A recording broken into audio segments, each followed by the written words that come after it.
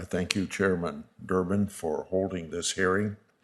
This is an important and serious topic, and Congress has an important role to play in combating the rise of violent crimes, and carjacking is just one of them. People often confuse carjacking with motor vehicle theft, but carjacking is much more dangerous. We're not talking about having a car stolen from some parking lot. We're talking about when someone uses violence or the threat of violence to take control of a car from someone else. For example, cars are being taken from parents at gunpoint while their child's still in the vehicle. A member of the Illinois legislature was in a car with her husband when masked men with guns ordered them out of their car. She begged them not to shoot her and her husband, and their lives were only saved when her husband returned fire.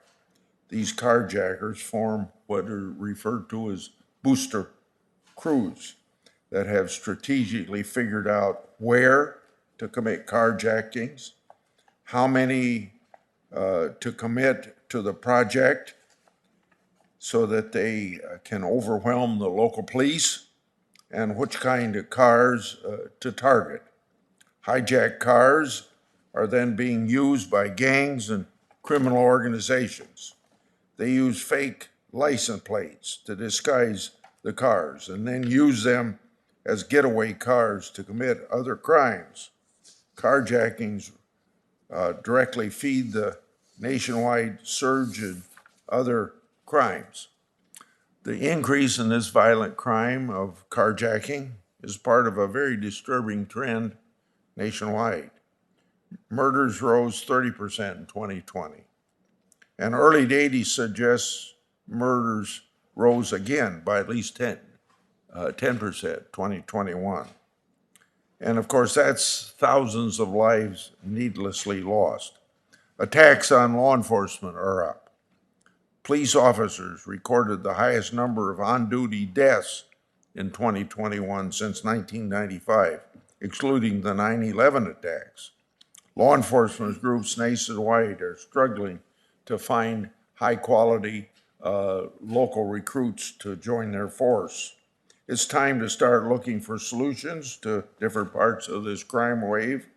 Operation Legend was extremely successful by providing federal manpower in overwhelmed cities. Some, like Mayor Lightfoot of Chicago, have requested similar federal resources. Productive or proactive policing, I guess that's also productive policing, but proactive policing and increasing the number of available law enforcement officers are a part of the solution and an important part, but not the only part. Expanding the toolkit of federal prosecutors could also be an effective resource and effective response. I'm looking at expanding the reach of federal carjacking statute. Progressive prosecutors at the state level have told criminals that they won't get in trouble with certain crimes. Well, that won't fly with the federal government. This hearing on carjacking is a good start, and I look forward to more hearings on violent crime issues, such as violent crime against law enforcement and homicide spike. I look forward to focusing as a body on different areas of violent crime and how we in Congress can solve it.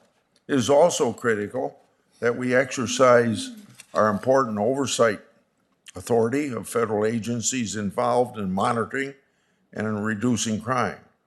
Obviously, that's the Justice Department for one. Congress needs to know if what the DOJ is currently doing is making enough of an impact on crime and safety.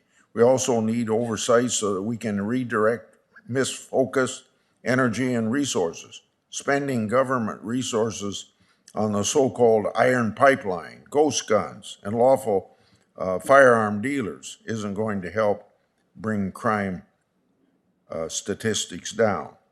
These liberal priorities affect a tiny fraction of overall crimes. We should be pursuing policies that will actually make an impact on the massive crime surge. Thanks to our witnesses for being here today and the hard work you put into your testimony. Thanks, Senator Grassley.